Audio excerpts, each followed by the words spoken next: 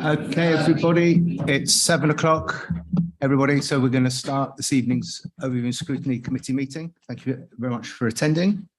We'll go straight to the agenda. So apologies for absence and substitutions. We've got 3 substitutions: Councillor Steed for Councillor Ball, Councillor Kelly for Councillor Dinser, Councillor Kay Crawford for Councillor Haley, and I think everybody else is here, which is really good. Any declarations of interest? Councillor Crawford, D.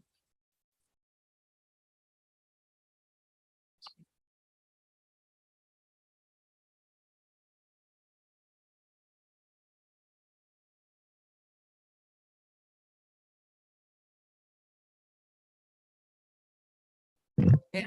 Oh. Thank you. How's that one? Sorry, we're causing wanton destruction in the council chamber.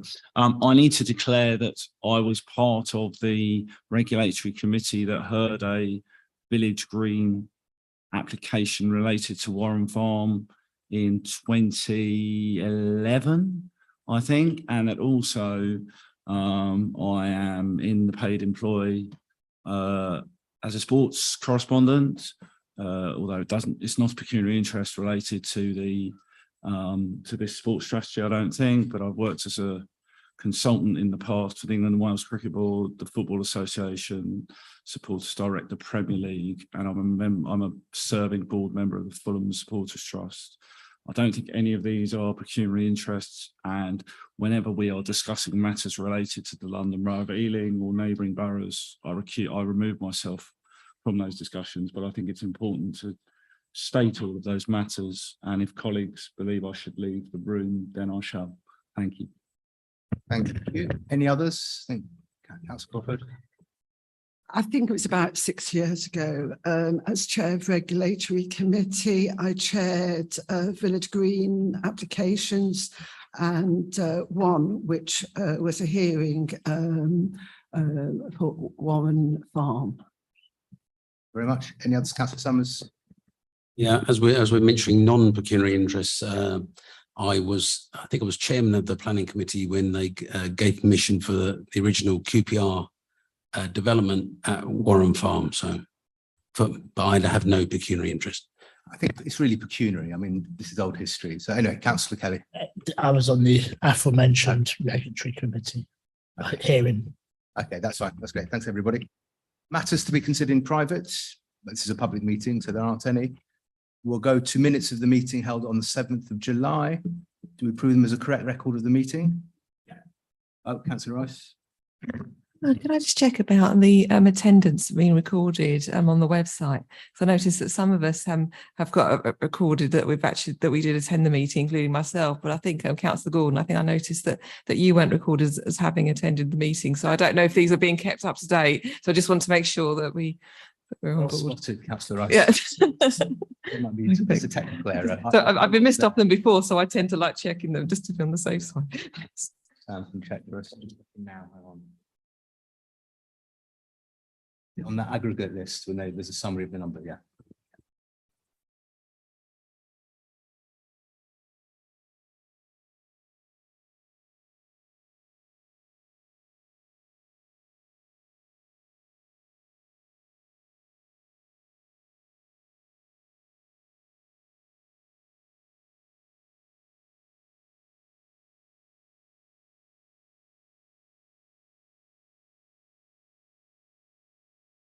So yes, it does appear you're missing from the minute document. And I think this is a known issue with the system we've got at the moment. So I will chase that up and we will note this in the minutes to add your attendance in formally.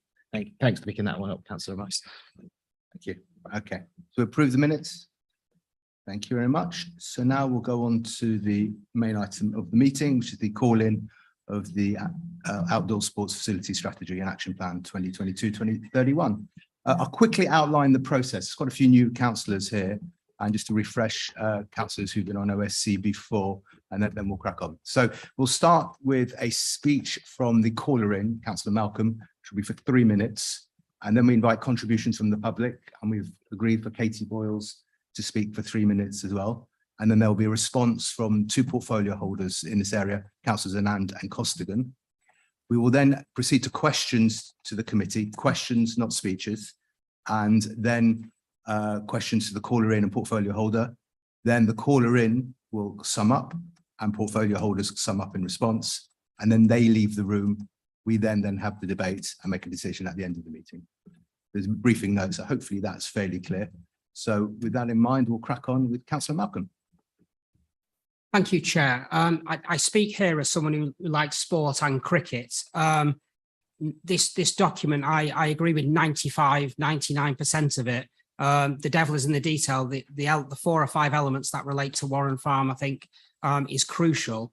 I hope some of you have visited Warren Farm to see how large and big it is, and the great diversity of wildlife there. I'm calling this in because my belief is that any football or cricket pitch that is established on there will cause problems and death, if you will, to the skylarks and other wildlife that's there. I know there are experts in the room who can testify to that. So I'm basically taking their views on board on that. So I've got 2 requests in terms of this meeting. I would want you either to send it back to Cabinet so that those Warren Farm references where there are cricket references can be taken out, so it's left as a wonderful sort of habitat that it is, or the feasibility study that's done. The recommendation is tonight that feasibility study has to take strong account of the ecological impact matters raised tonight, or something of that ilk. So they're my 2 aims of tonight. Some of the reasons behind my thinking are that there are adequate facilities either within Ealing or the neighbouring boroughs. We have to sometimes forget it isn't important sometimes just look at what's in your own borough. Many people who do cricket, in fact, most people who play cricket will go to neighbouring boroughs or further afield. So we actually need to look at what are the facilities in neighbouring boroughs, and there are a lot of those facilities. So my belief is that there isn't a need for another cricket facility in this location. The site, Warren Farm, is actually served pretty poorly by public transport. If you've travelled there, you can only really get there by car. The bus stop is a long way away, and so therefore the council policy is to reduce car journeys, not to increase them. So it goes against the general thrust of council policy.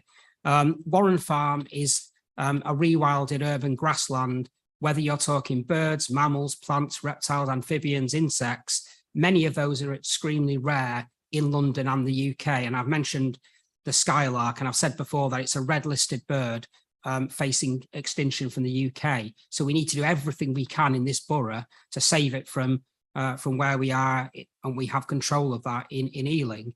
And there's a range of other animals and species that are here as well, and we need to protect those. Once you lose species like that, the ground nesting skylark, you're not going to get them back. That's just a fact.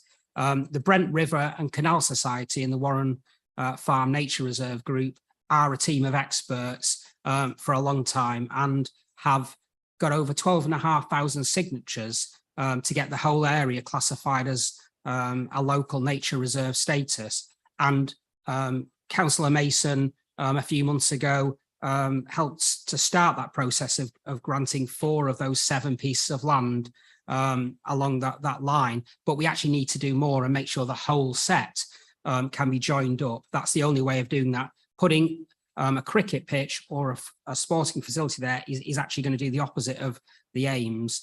If we look today, actually this afternoon, I don't know whether any of you have picked up from the Councillor council. Malcolm, that's I'll draw up my very remarks. quickly, yeah. Nearly. That the consultation results of the Warren Farm consultation were out. 1,500 respondents, over 1,000 of them liked the biodiversity in open and green spaces. A vast majority want to see the current wildlife and green spaces preserved and improved. So to me, this is a golden chance that as part of scrutiny, most of the report is great. Let's celebrate that, but let's make sure that we can protect Warren Farm with one of my two suggested sort of outcomes for the meeting. Thank you, Chair. Thank you. Thank you, Councillor Malcolm. Katie, would you like to speak?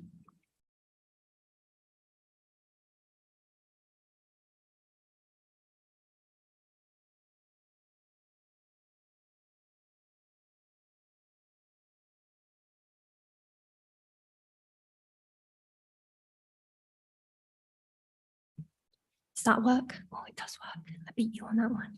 Okay. Thank you so much for inviting me here to talk today. My name's Katie Balls and I'm a trustee with the Brent River Canal Society and I'm the campaign organiser of the Warren Farm Nature Reserve Group. There is a really powerful reason as to why our campaign and the team of experts and wildlife organisations from the amazing Sean McCormick Pavilion Wildlife Group, the London National Park City and CPRE London, and the 12,600 people who support our cause are so passionate and determined to see Warren Farm giving local nature reserve in its entirety. And put simply, it's because Warren Farm is genuinely a really unique habitat. Where the land has had over a decade to be wild now, seeds that were laying dormant in the seed bank back in the days from when Warren Farm was a farm have shown themselves. So we've got common, rare and vulnerable plants growing here, and some of them are breaking records, and we've had them verified by expert botanists and at Kew Gardens London Herbarium. We're not making this up, I promise you. And you may well think, well, look, Katie, species go extinct all the time. Land gets developed upon, there's lots and lots of plants, but in what is a self-sustaining, healthy ecosystem where we have endangered species literally reappearing here, it's really vital to understand you never lose just one species when you take away the land that it grows on. So just as the effect of Warren Farm's rewilding has been cumulative, the same is true of species loss and land loss. It's a domino effect, essentially, is what I'm trying to say. And you lose land, you lose the plants, you lose the insects that then feed on those plants and the birds and mammals that feed on those insects, and it diminishes the remainder of the site, let alone the bit that you've cleared. So that is to say that having an abundance of common plants of an area of this size is just as important as recognising the rarest species that are here.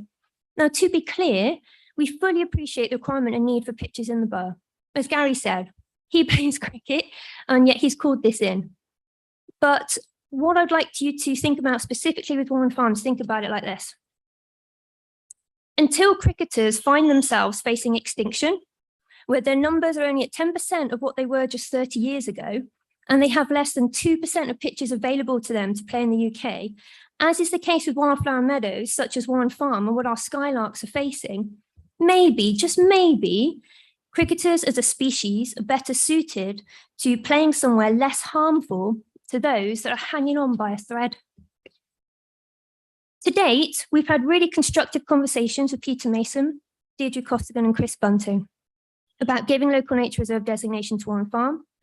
And the results of the public consultation are just in, and they're overwhelmingly in favour of preserving the wildlife and green space here, which just shows the amount of support that we have. But this is a pivotal moment still, and our supporters are right to fear that decisions are being made about introducing sport pitches of any kind without a full understanding of the environmental damage and biodiversity loss that doing that would bring here. So we ask you, the committee, to please consider these two things: that the council thoroughly investigate other areas more suitable for pitches, to maximise shared use and make improvements on facilities that already exist and are in use, as said in the continuing report. And the second point, which I'll finish on, is our wildflowers and skylarks are here now, today, and they're only here because they need the space and the biodiversity that is present. That to please remember that the whole site is greater than the sum of its parts, and that you can't take part of it away or all of it away and expect it to work. So to please give local nature reserve designation to the site in its entirety, as backed by 12,600 supporters, because in agreeing to keep Warren Farm safe from sport pitches, this will create a positive story for our flora and fauna, for the local community who care so much about it, and for the council. It's simply the right thing to do here. Thank you very much. Thank you very much, Katie. Just over 3 minutes. Well done. Okay, that's fine. Okay, so it's portfolio holders time. So I think Councillor Anand's kicking off. Thank you, Chair. Chair, I was really proud to bring this report to Cabinet last month. And while I really welcome further opportunities to discuss the important issue of the widening access to sport facilities in Ealing, it's a real shame that the opposition has misunderstood what this report is all about. I like Gary. Gary Malcolm normally is very astute in how he reads the reports and the questions that he does ask. And before Cabinet Chair, I actually had a small conversation with Councillor Malcolm on whether he had any huge concerns around the sports strategy. I might therefore it'll be really useful for me to again outline the purpose and content of this report before we really turn to the specific questions in Warren Farm. And I'm sure my colleague, Councillor Costigan, will be able to take those questions. Chair, this report really outlines the Ealing indoor and outdoor sports facility strategy, which was produced by our officers in partnership with the Continuum Sport and Leisure Limited, Sport England, and national governing bodies of sport. So, Chair, this is a follow-on from the previous 10-year plan that ended in 2021, and it really outlines the key objectives for the life of the strategy, and crucially, really sets out an up-to-date evidence base which will help us inform planning policy decisions regarding the protection, the enhancement, and the provision of existing and of future indoor and outdoor sports facility. But it will also provide an understanding of the best locations for any new facilities that we would like to see go into our borough. And at a time when our investment in sports and recreation has seen gold-winning lionesses make history with the achievements of Chloe Kelly, we should be shouting proudly of our commitment in this area and come together really to build more for our residents. And let's not forget that Bend It Like Beckham, going back big now, guys. If I don't know if anybody's watched the film, do watch it. Bend It Like Beckham put women's football in Southall on the map, something that we all should be proud of.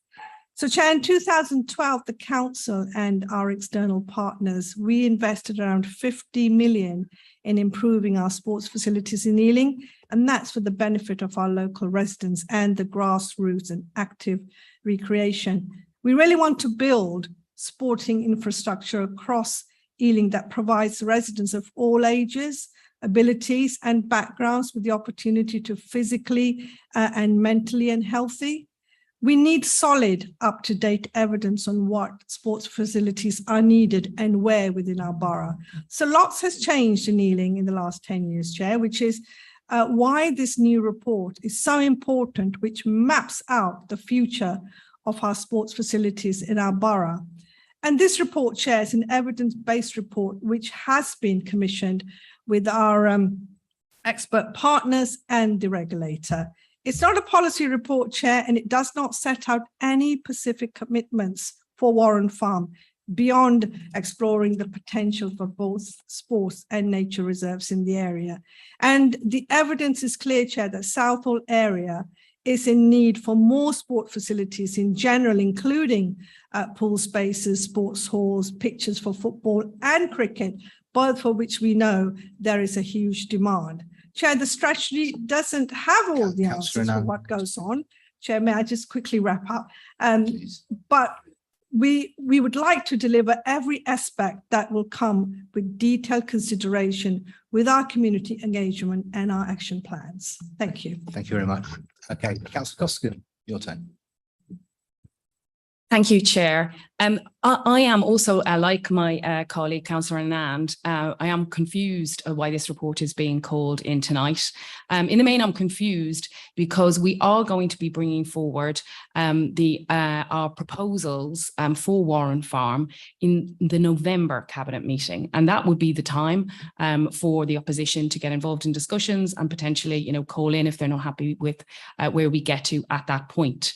However, where we are now, as has been pointed out, we have two pieces of information on the table. We have the sports strategy, which we are ostensibly discussing tonight, and we also have the results of the recent consultation on the future of Warren Farm. Councillor Anand has outlined what the sports strategy has found. That sports strategy was undertaken by professionals in identifying need and supply in terms of sport. I think Councillor Malcolm has read a completely different report because he seems to have read that the report says that there is no requirement for football or cricket, when indeed it says the exact opposite if you check page 26 and page 27. But I'm also further confused because this call-in seems to be asking us to do what we are already committed to doing.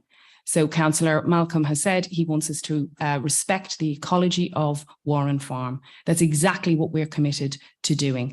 The consultation results of the recent consultation that just came out, as has been outlined, we know that people really value Warren Farm and the amazing ecology that it has. So our focus in taking forward Warren Farm is to achieve a brilliant space that can include both the reinstatement of the former sporting facilities there, in addition to the nature reserve. And we believe that we can do both. We've been in lots of conversations with Katie and her colleagues at the Brent River and Canal Society over the last number of months, and we are convinced that we can deliver on this. We have a commitment as part of our manifesto to creating 10 new parks and rewilding 800,000 square metres of land in the borough. We have been working with Imperial College, who own part of the land next door to the site, and I'm delighted to say that they have agreed to work with us to be part of a gigantic rewilding project that will include both our land and their land. When you bring all of that together, we would be looking at rewilding about 200,000 square metres on the site. That it would be a quarter already, 25% of our pledge over the next 4 years. So we would be a quarter of the way to achieving our manifesto pledge of rewilding 800,000 square metres. That 200,000 square metres of rewilded land, as I say, would be one of the largest rewilding projects in London. And we would be able to commit that at the very minimum, over 60% of the total Warren Farm, including Imperial, would be rewilded. We also want to continue, though, with our ambitions, and we want to lobby the Earl of Jersey, who owns another field alongside, so that we can make that rewilded space even bigger. We have agreed, as has been outlined, to designate 4 of the fields as local nature reserves, to register some of the fields that aren't registered in our ownership. We've put up signage, we've removed the fencing, and we've agreed to add a kissing gate. So we have worked closely. So we believe, yeah, I'll finish up then, Chair. We believe that there is a win-win with Warren Farm. We can both reinstate the sports facilities, especially in the time of a growth in women's sports across the country, I think, as a result of the win last week. That is outlined in the report. It was already there as a nascent need. But this, I think, plan to include the whole of the site and to rewild at least 60% at a very minimum and create the biggest rewilding project in London, I think that is the win-win that all of the community in Ealing will be able to get behind. Thank you, Chair. Thank you, Councillor Costigan. So now we'll proceed to questions, and it's going to start off with questions to members of the public, which is Katie. So if anyone has any questions for Katie specifically. Councillor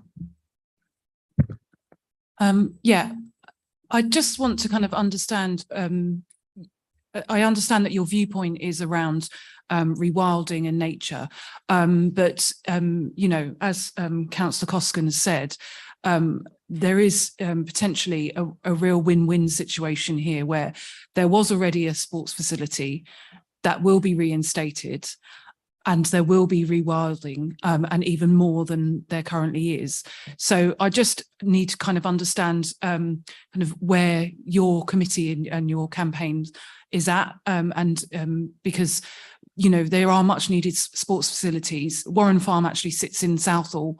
Southall is one of our most deprived areas in the borough, and actually would be crying out for that type of facility, as well as use of the rewilding areas too. Thank you. Thank you for that question. It's a very good question. What we can say is that for Warren Farm, it has the most species recorded on it than anywhere else in London. We know exactly what is there and why it is there. We cannot say the same for that for the Imperial College land, or indeed for the Earl of Jersey land. So we added the Imperial College land and the Earl of Jersey land either side because we need connected nature recovery networks so that wildlife can flow between them, rather than little pocket parks where we're just shoving nature into margins all the time. And the skylarks are on Warren Farm, not because of anyone has done any major conservation efforts to get them there. They're there just naturally where it has rewilded and where those seeds have come up. So we have the rare species, we have the abundance there. And as I explained in my talk a moment ago, if you start to take away bits of that, you reduce extra, you start to diminish the bit that you're leaving behind. And because the other two sides are privately owned, at this point in time, like I've said, we don't know what potential they have or don't have. What we can be clear on is that the Imperial College land, we hope, because of its history, could well in 13, 15 years become what Warren Farm has become. But I can't promise anybody that. It might not. It's had lovely horses on it. Horses poo, and they add nutrients to the soil, which then diminishes plants that could potentially be hiding in there. So, you know, ecology wise, I can't say that it will give as much as Warren Farm we know is already giving now. In terms of the Earl of Jersey land, we definitely are due a meeting with Peter Mason, Deirdre and Chris Bunting to get some updates on this. But his land is landfilled. So his land is of less ecological value than either of the other two, which is why for that site, what we've said is there's a real opportunity here to do something so unique, which is to extend Longwood, which is an ancient woodland, across into that land. There are not many places in London where you can take a piece of ancient woodland and expand it, you know, in a big, you know, tree community planting effort. Like that would happen there. And that's what that soil is best suited for. So I suppose that's, you know, part of that is, yes, we know what's on Warren Farm. We don't know what's on the others. The skylarks are on Warren Farm, full stop. I would just also like to say, in terms of the pitches and some of the points that came up about, you know, we desperately need pitches in Southall. And to a degree, like I've said, we do agree with that. However, literally just the other side of Windmill Lane, which Warren Farm butts onto, is Ostley Cricket Club. It's literally just the other side of the road, and it's not been taken into account. I hope that answers your question. Not really, because sorry, I appreciate that you know, everything that you said in your presentation and the response. I completely get all of that information. It's just more around you know, whether you see a function for different sets of the community to be able to use Warren Farm. There's already a sports facility, or dilapidated one, there. So, you know, is there a possibility with that land can be used for all aspects of community rather than just one aspect of the community? That's kind of where I'm getting to. Well, I think if COVID and the lockdowns have taught us anything, is the value that people are giving green spaces. And what you have with a nature reserve is that it's open to people of all abilities, all backgrounds, all ages, to have moderate, regular exercise. When you're talking about pitches, you're talking about giving a large bit of land to a small number of people, normally they're in a similar age bracket, to do intense exercise. And if you really want to cut back on, you know, saving money for the NHS and to help more people have exercise, you wouldn't do that. You truly have multiple people taking moderate exercise in terms of, you know, their well-being equally. So I think a nature reserve to some degree actually gives more to more people than sports pitches do for a minority of people. I would also say, I know we keep referring to it as Warren Farm Sports Ground, Warren Farm Sports Ground. It'd be like me referring it to Warren Farm the Farm, Warren Farm the Farm. That's history. It was 13 years ago that it was a sports ground. Those buildings are dilapidated. They're on fire all the time. There's kids in them. There's asbestos. They have to go. Kelly. Thank you, Ms. Bowles. This may not be a question that you've got the capacity to answer, but you talked about the 2,600 supporters, and I guess that's people in response.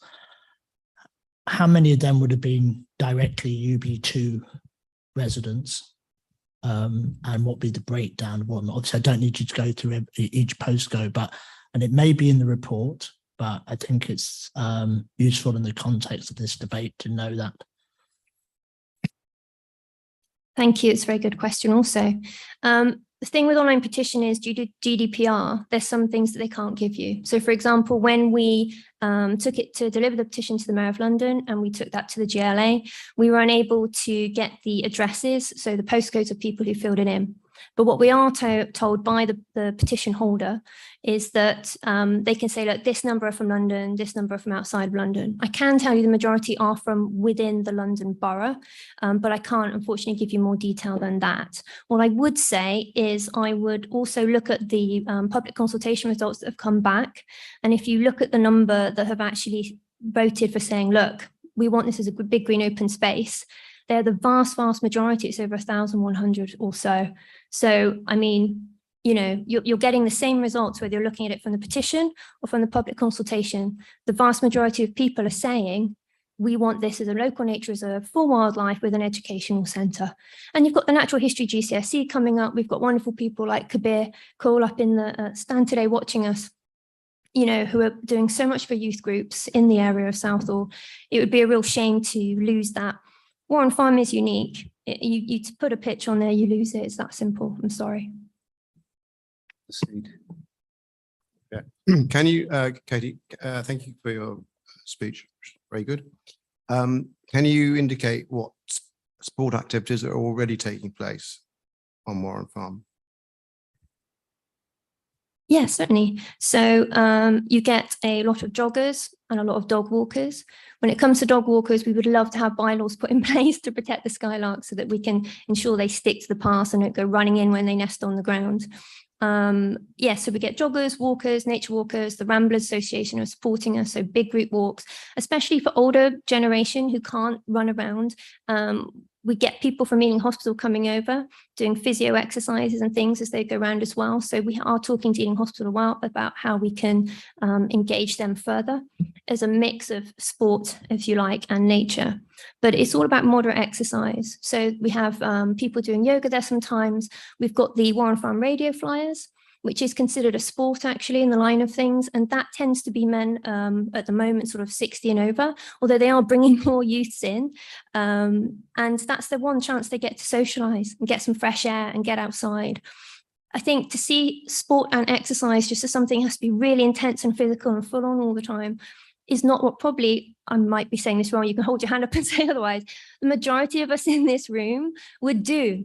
So you kind of have to look at it in the scope of that, I would say. But yes, walking, jogging, yoga, gentle exercise, well-being, nature walks, it's all there. It's just not to such an intense scale for a small number of people. Councillor Summers. Yeah, your narrative sounds to have a slight contradiction in it, because you know, we heard earlier about the skylarks and how in danger they are and how they need to be protected. So then when we were hearing about, you know, let's not have cricket pitches, I was beginning to understand that argument. but you just saying, you know, well, you can have a nature reserve where everybody can walk around it, you can have dog walkers and whatever. Surely that's far more endangering to the skylarks than people playing probably, you know, almost exclusively just weekend cricket during the summer. I don't understand how, you know, the nature reserve, you know, with large amounts of people using it, it's not as if you're talking about a sealed off area with protected areas for skylarks. Thank you. It's a really good question. What I would say is, and I think what COVID has shown us is the size of the site, the sheer size of it, 61 acres, has enabled that to happen. What we've noticed since COVID happened is all the paths where people walk have widened. So if you look at photos back from 3 years ago, those paths were a lot more narrow than they are now. But the skylarks are still there, despite people walking around the edge who are thankfully sticking to the paths. That's the main thing. It's wide enough. As long as people walk around the edge into the main paths, those skylarks are in a safe zone. And this year we've recorded more skylark pairs than we ever have. So we know we have 12 skylark pairs this year, which is more than they have at Richmond Park. So it is working. Councillor Alexander. Just want to go back to what you said in terms of the additional land. Like you mentioned that it could, you don't know. So it could be as fruitful as, you know, the field that you're covering, the skylights are and the other species. So my understanding, this sports strategy is a 10-year sports strategy, right? And you also mentioned that it could take up to 10 years for it to, do you see what I mean? So what I'm getting at is you don't actually know, it could actually possibly be more fruitful in the additional lands. Have you thought about that further? All I can tell you with that is we know that Warren Farm has more species recorded in it than any other area in London. Giggle have told us this, so the Green Space Information Centre for Greater London. And like I said, some of the rare plants we have growing here, so the copse bindweed, that was a first for Middlesex. It's been found in 300 years. You know, there's lots of other plants I could rattle off in that way to you. We just know what's here now. And yeah, you're right. We don't know what's on the Imperial College land, but we do know that that land has had horses on it. It's had horses pooing on it. It's all about to do with the soil nutrition. We know that Warren Farm is an acid and neutral grassland habitat. So that makes it a priority in the Mayor of London's London Plan. It's definitely worth looking into acid grassland habitats and why they're so important. And the Imperial College land is not that. So it's an unknown land and it's a gamble, isn't it? I suppose it depends how much you want to gamble on it. It's like, we know what's here now, what species are here. Do you want to try losing some of that and placing a gamble over there to the right to see if that works out, which it might not? The truth is we don't know, which is why, from our perspective, recording what we have, why take that risk? Why even risk it? No, you probably haven't looked, you know, the strategy. What my concern is also we don't know. So if in terms of the strategy, it mentions about population growth. So we don't also know in terms of 10 years time, where, you know, the need for people to use sporting facilities. So I appreciate that you don't know, but we also don't know, and we also have to plan. So I just wanted to make sure that that point is kind of raised. No, I do hear that actually, and we've talked about this amongst our group in terms of population growth and the amount of tower blocks. Obviously, we're seeing up to try and enable that to happen because we've got more people coming in. But I think the thing to remember there is that population growth adds pressure not just on sporting facilities, but on our parks, on our green spaces, and our wildlife as well. So you get more people coming in, and then what happens is those green spaces get squashed more and more and more, and then we start to marginalize wildlife. What David Attenborough is telling us to do, and it's David Attenborough, so we know it's the right thing to do, is to have nature recovery networks, so you have a connected green spaces. And again, as soon as you start cutting into that, you're adding pressure. And then we've got more people coming in. So you're cutting away bits of the park, you're cutting away bits of Warren Farm that we know has a load of interesting species there that are holding on literally by a thread. Skylarks are on the brink of extinction in this country. It's amazing they've arrived here. It's like they've got a memo saying it's a farm. Remember your farmland birds, you're gonna love this. But it's like, and then you're cutting away bits of Warren Farm, and then more and more people are coming in, like you said, with the population and the sports. At what point do we make a stand and we go, actually, we're in a climate and ecological emergency here. We have a climate and ecological emergency strategy. The experts, the RSPB, the Save Butterfly, the butterfly conservation, they're all telling us the insect decline is absolutely abysmal. The UK is one of the most nature depleted countries in the world. We're 189th out of the 218 that were assessed.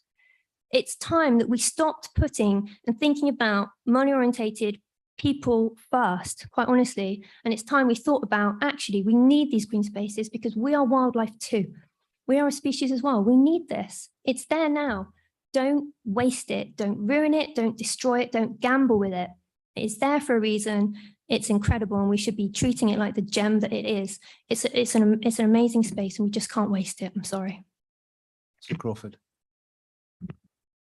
Yeah, I've visited Warren Farm a few times, and I agree with you. It's mostly dog walkers and the odd person just walking.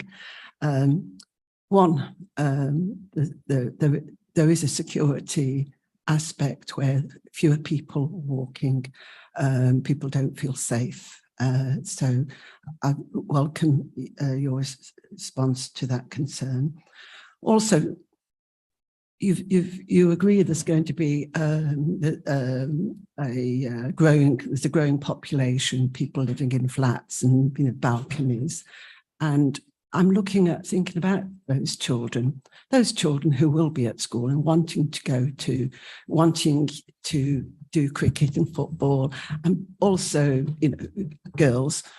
I'm just concerned that those children who are old enough to make their own way, won't they go with a ball in hand to play informal sports? A lot of kids from 10 onwards, that's exactly what they do, and they go out, they have a kick around, and whether there would be more harm in that with the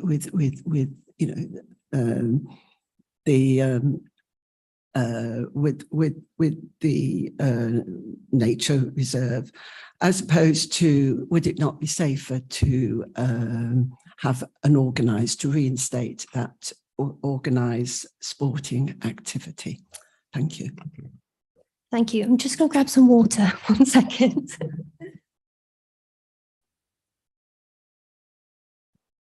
Turn it off. You don't need to hear me glub.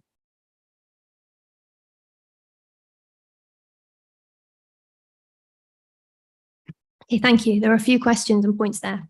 Okay, so the first one is the security aspect. In terms of it being such a wide open space, I think the biggest security issue we have there is the derelict buildings, because it does attract vandalism. We have the fire brigade out there once a week, every week. And I think that does, in some cases, especially more in the evenings or in the winter time when it gets darker sooner, discourages people to use the site perhaps as much as they would. But we have asked to have those buildings removed for those very reasons, not just because they're a hazard for the kids that go and climb on them. It's amazing, actually, an accident hasn't happened already for those children going there. So in terms of the security aspect, I honestly just think that the derelict buildings need to go. And the wide open space, like with many of the parks and many of the part of the Brent River Park, people go to walk there, with a group or with their friends. And as a woman, I definitely wouldn't walk in any green space, regardless of Warren Farm, on my own, past a certain time. It's simply, you just know as a woman where you can and can't go and where you should and shouldn't be. So I think in terms of Warren Farm, it's literally the derelict buildings that give it the threat that it's an insecure place and that there can be scary people here, because they can be. The police get called regularly. Fire brigade were there again last week. So that's the issue with that, I feel. In terms of being a wildlife hub or having sort of a building there of some description, hell yeah, of course, that'd be amazing. So we've got a natural history GCSE that is now a thing. We're talking to the London Wildlife Group and talking about what that might look like. But we'd also be talking about if there had to be a building there of any description whatsoever, and as actually the public consultation has touched upon, you would want it to be, eco-friendly, absolutely low impact, works with the surroundings, run as a proper nature reserve, as an educational centre for children to come and learn about rewilding, considering it's going to be one of the biggest rewilded areas that London has had in such a long time. You'd absolutely want to use that as a base. And then you could use that area with part of the Ealing Wildlife Group and schools, and not just part of the whole of the Brent River Park. The Wildlife Hub wouldn't just have to focus on Warren Farm, but of course, in terms of meadow management, it'd be an incredible place to do it. Why have the mowers come and mow the meadow? Well, we could teach scything and use proper old-fashioned farming techniques, and talk about the importance of species, because these children are growing up in a world that has way less species in it than when I was growing up. Like starlings and house sparrows are both on the red list, for goodness sake. When I was a kid, they were prevalent everywhere. These kids aren't going to get to see that. They are as red listed as skylarks are. Skylarks aren't the only red listed creature we have here. We have missel thrushes and all kinds of other species. So I think in terms of educationally, yes, there is a possibility about that. And we have spoken to Peter Mason about that also. And he seems, I think it's fair to say that he's open-minded to it. But again, we'd be looking at mainly super, super low impact for that, with the vast majority of the site open for the wildlife primarily. Kids turning up with ball in hand to play informal sports in places like they might do on Warren Farm. That's about having Warren Farm set up officially as a proper nature reserve. So you go there knowing what it is, knowing what it's there for, knowing how you're meant to enjoy that space. What I would say is the Brent River Park has cricket pitches within it, and football pitches on it. It's not just for wildlife, it's there for recreational use as well, and has been for a long time. In London alone, we know through the London National Park City that there's 1,500 football pitches in London, and that doesn't include just mown green spaces. You can go and kick a ball, like at Elthorne Park, for example, around the corner, or the Bunny Park. You know, plenty of other spots within Ealing in which to do that. So, does that answer? Was that your last? Yes. So, I think it's about how you use the space, is in terms of how we present the space for the children that would come and visit there. But I would hope that families and teachers and like speakers from Kew Gardens and the London Wildlife Trust and the Ealing Wildlife Group and CPRE London and the Ramblers and the Warren Farm Radio Flyers and all the people that come and love this space would really value something like that. And I think that would set the tone for how the space should be used, and look after our skylarks and our wildflowers, please. We've got Councillor Newstub, who's online, has a question. Hi, I'm just trying to get my video to work. Oh, maybe I shouldn't. Hello, Katie, how are you? I'm alive, Polly, how are you? We met on the doorstep. Yeah, thank you so much for coming to talk to us. It's all very beguiling. My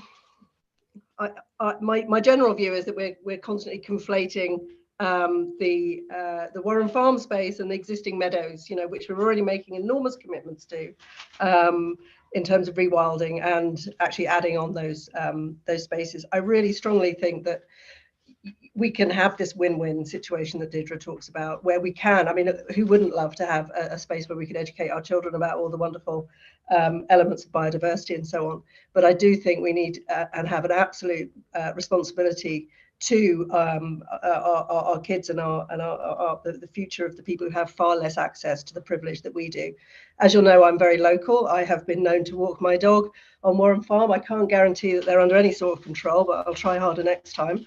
I think it is, I would really like, my question for you is what I'd really like to hear about is that access, because one of the key points that Councillor Malcolm made was around a sports facility only being able to be reached by car.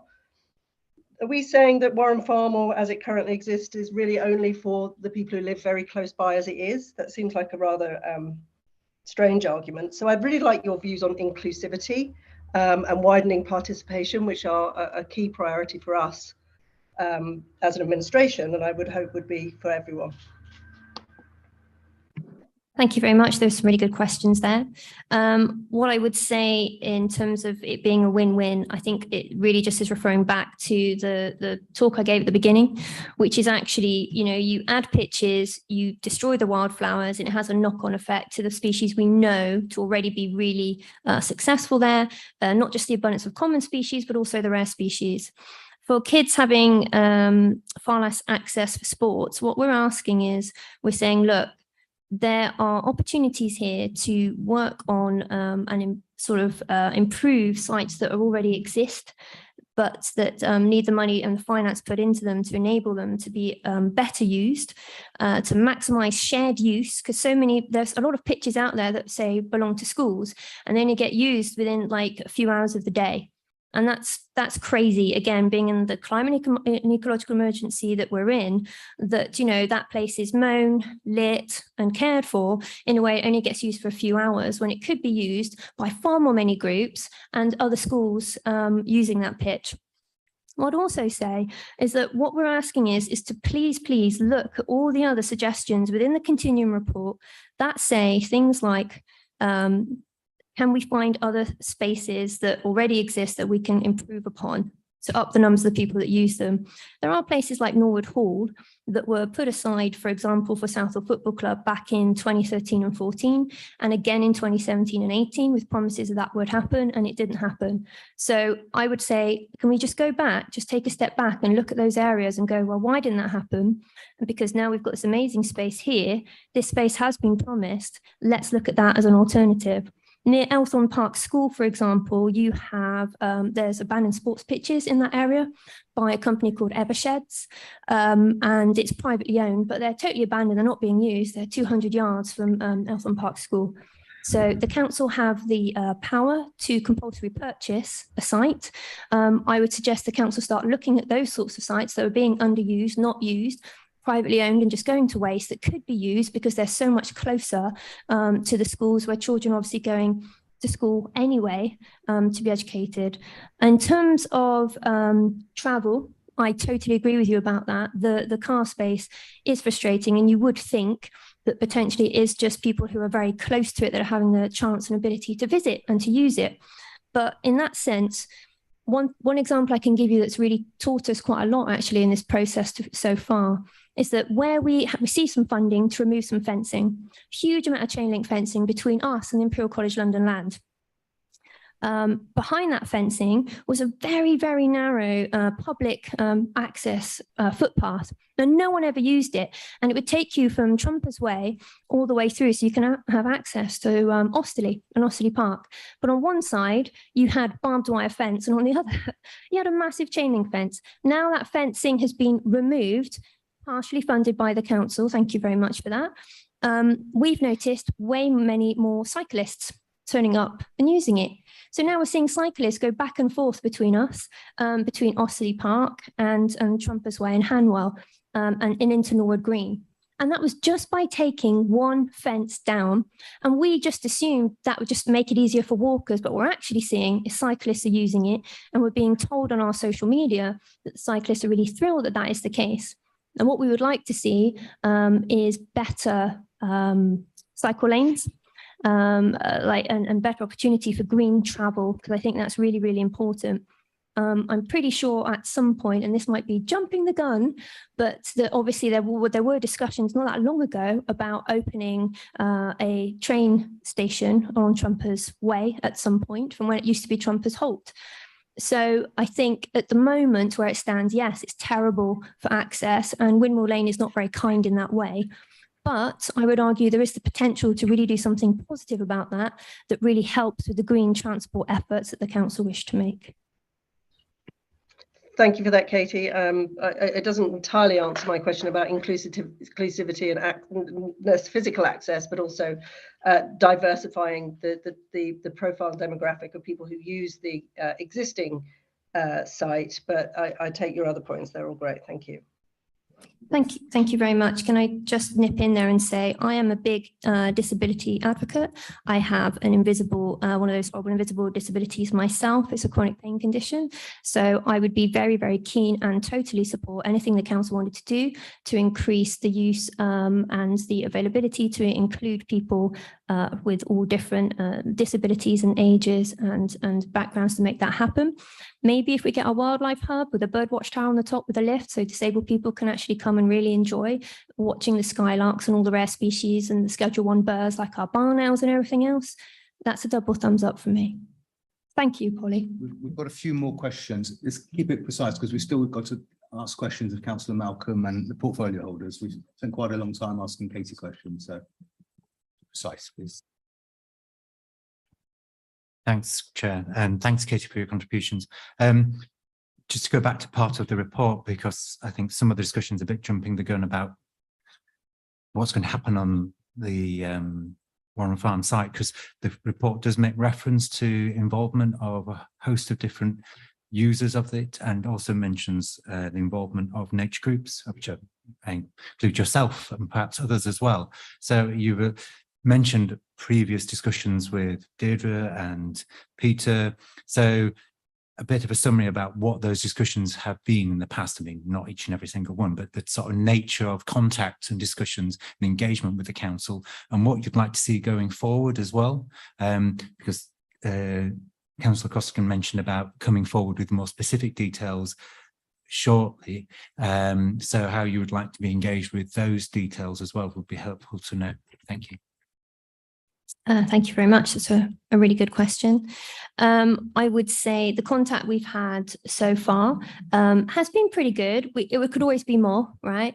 The last major meeting we had with them was just before Christmas, and there's been a sort of band of sort of emails and messages going forth between that time. In fact, we have asked Peter Mason just a couple of weeks ago. I think it's time we had a meetup now to discuss these things.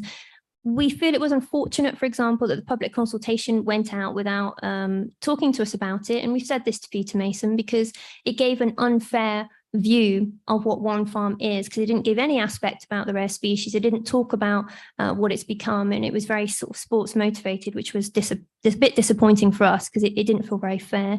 So it would have been nicer to be included a bit more at the early stages of things before they go out. However, despite that, the results have come in and they're more wildly in favour for the wildlife. So I think that just goes to show that even if you have a report that says, you know, what sports do you want to see here, and the wildlife still comes out on top, that really shows the level of how people want to use the space and how committed it is. I'm just really keen to continue that conversations that we're having with Deirdre, quite honestly, and Peter Mason. I think the next step, we need to sit down, go through the results of the public consultation together, and to be transparent about any other sporting groups that are showing an interest in any way in the site, and what that interest is, and to what degree and to what extent. That's, I think, what I would like to know next, because I'm sure those are conversations that are being had, but we just want to be at the forefront of that, quite honestly. But yes, the conversations we've had are good, but we would like some more, and they're going to be upcoming. So yeah, we'll be there for that. Thank you. Just two more questions. So Councillor Rice and then Councillor Alexander after. Thank you, Casey. And I just want to build on what Councillor Alexander and Councillor Crawford were asking about, because I can't really see how we can somehow rule out the possibility that we might need to expand sporting facilities. I know you've mentioned that there are other facilities elsewhere that people could use, but I do think that we do need to look at kind of new ideas for where to put the sporting facilities, because if there will be expansion. I mean, one thing that comes to mind is my experience during COVID. I live quite close to Brent, so my experience of parks quite often was in Brent. Now, what I did see was the young Asian community came out en masse playing cricket, just any old corner of a park they could find. It was a real passion for them. Even during COVID, they couldn't stop. And even if it did actually alarm some people within the Asian community, it's like, why are people all gathering together when they shouldn't have been? But it does show that it's how important it is. And if we look in the report, I mean, it does just seem to predict that we could end up with an expansion of the Asian population by 37%. I mean, that is quite substantial. So I do have concern that we're not going to have enough facilities for such population growth. And so I do think that I mean, are you really sure that people aren't going to come to Warren Farm anyway and to play cricket?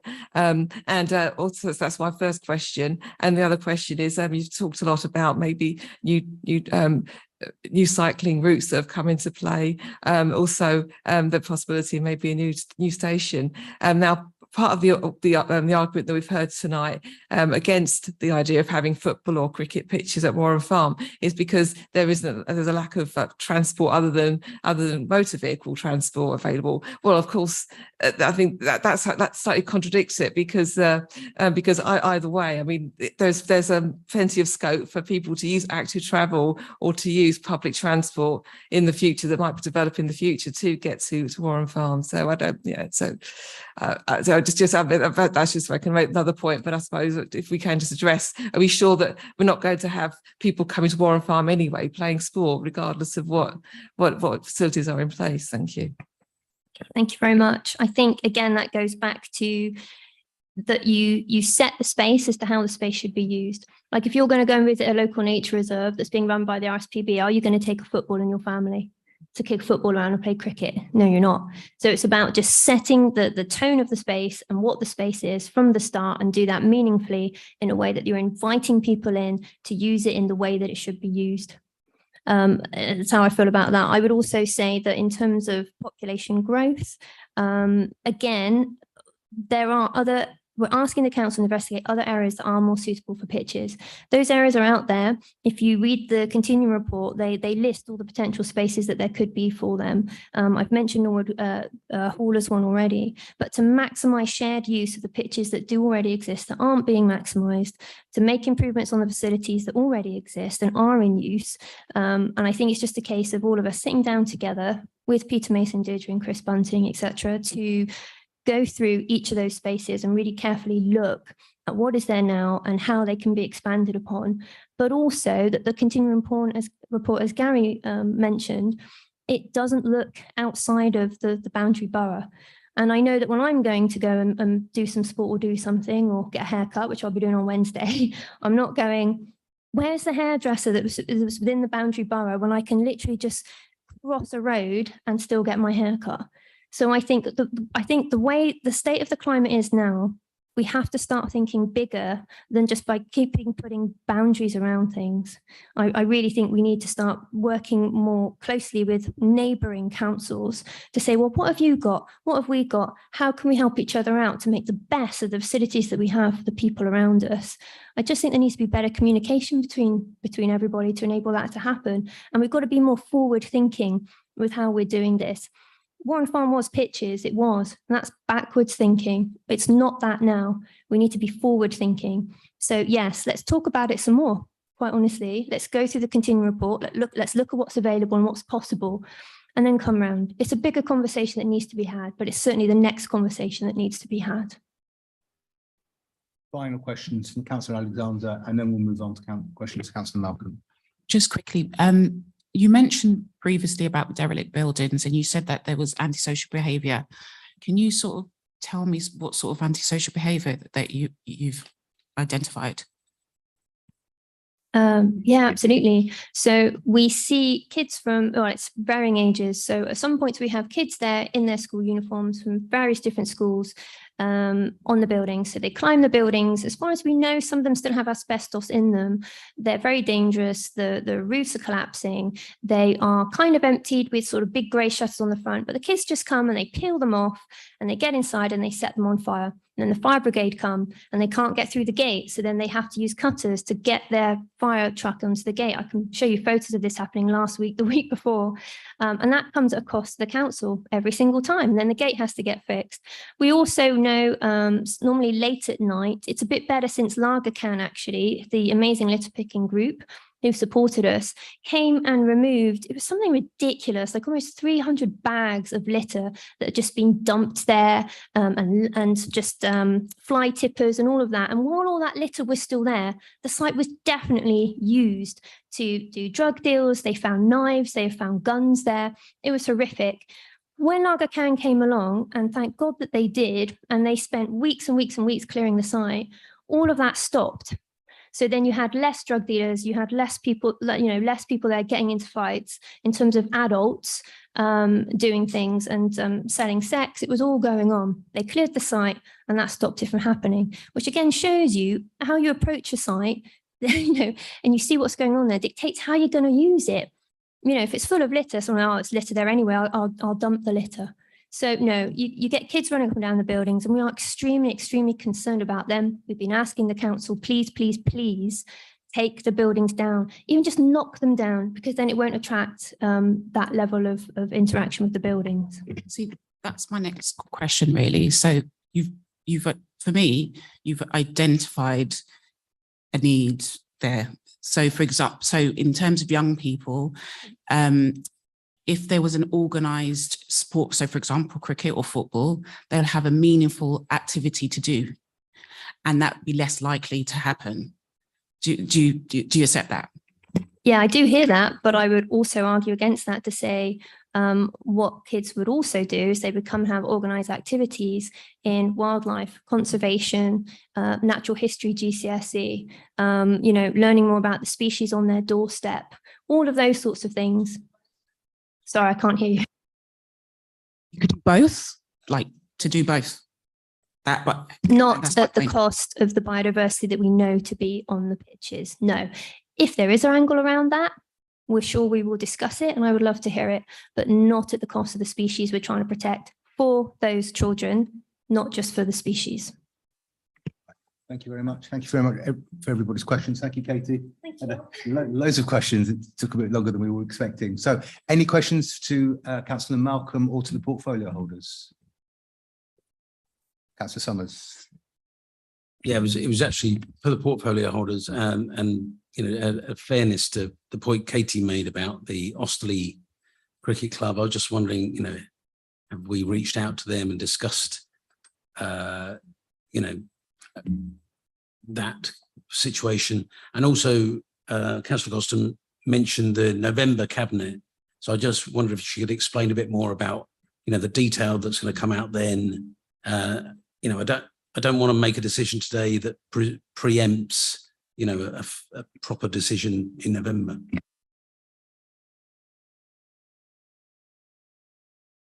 Chair, would you like me to take the Osterley Cricket Club? Chair, thank you so much. Osterley Cricket Club is based within the borough and it has a large membership with a lot of young Asian children who actually play at the cricket club. What we found recently, there was a fire in the Osterley Cricket Club, which burnt the pavilion down completely. But providing a lot of pictures on the site isn't the option because the site isn't as big as Warren Farm. And I think it's important that we do look at the reprovisioning of Osterley Cricket Club while we are looking at this strategy. And same with the Norwood playing fields that was mentioned this evening. That is a status of a sports facility and that will stay. And that is also going to be part of that conversation. And can I also, Chair, take the opportunity to say that we want to work across borough, want to work with all the sports organizations to be able to use the facilities, but nowhere does it say in the report that these facilities, whether they're out of borough or in borough, are underused. There is evidence-based, there is an absolute need to have these facilities within our borough so that our young generation who are very keen, as Councillor Rice said, Asian community love cricket. From the day they're born in their families, they watch cricket matches, whether it's the IPL or whether it's a cricket match happening in this country or any other parts of the world. Cricket pitches are needed in our borough. And I don't think at this stage, Chair, that we have all the answers that will be delivered through this strategy, but we are expecting to work with all our sports clubs within our borough who've done a fantastic job over the years in producing children and giving them the opportunity. And Southall is the most deprived area, as Councillor Brett mentioned, within the borough, within the country. And there is the need to provide those facilities to bring down obesity, to allow these children to have a well-being life so they can be part of the community and be able to use our sports facility, whether it's a lack of provision. And that report identifies it clearly. Councillor Costigan, did you want to respond? Thank you, Councillor Summers, for the question. So I think the question was about what the plans are in taking forward, looking at a decision on Warren Farm and what we are doing here tonight. In terms of what we're doing here tonight, I think I already said earlier, I was quite confused. But tonight, what the Overview and Scrutiny Commission is doing is looking at a call-in of the sports facilities strategy.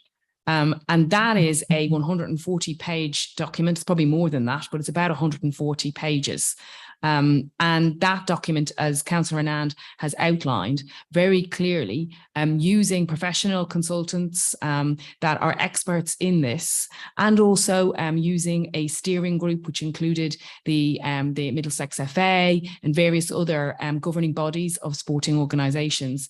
They looked into both the supply of sporting facilities in the borough and the need for sporting facilities in the borough. And as Councillor Anand has said, they included looking at outside of the borough and both exported and imported need and supply.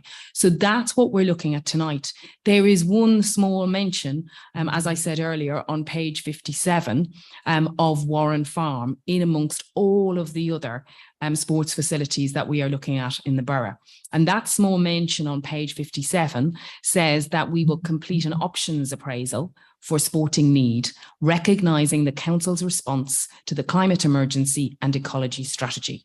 So that is the reference to Warren Farm. There's a little bit added to it that I won't read out, but again, it says similar, having a nature reserve and reinstating playing pitches, but looking into commissioning a feasibility into that as to whether that might be possible. So what we would be doing with that one page of the 140-page document, in fact, 2 sentences of the 140-page document, is bringing forward a report to the November Cabinet, which would include both the evidence in this report, in the sports strategy, as I say, which is the evidence of need for different kind of pitches in the borough, and very, very rigorous, based on, professional understanding of sporting need.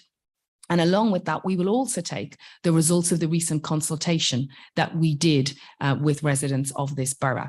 And that consultation also shows that people really value what we have in Warren Farm at the moment. But that's what we'll be taking to the November Cabinet, and we'll be coming up with plans at that stage as to how, as I said earlier, we can incorporate both of those aspirations in what we want to do for Warren Farm. And I very much hope that, and would intend, that we would be meeting with Katie and Brent, River and Canal Society, to discuss how we take that forward and how we come to recommendations in that November report that hopefully we can all get behind. But reiterating again, tonight, we're calling in a tiny part of a 140-page document. I think the sports strategy is really sound and a really great piece of work that now needs to go to Sport England. We don't actually get to decide it, really. It now needs to go to Sport England, and they need to check it and make sure they're happy with it, because that is the evidence we will need for all of the sporting funding that we hope to get as a borough going forward. And we need this document. Thank you. Thank you. Councillor Rice next. Thank you. I'll probably follow on from that, because some of us in the room are acutely aware of the fact that we haven't got money to look after our parks and green spaces, and that's a real fundamental problem for us.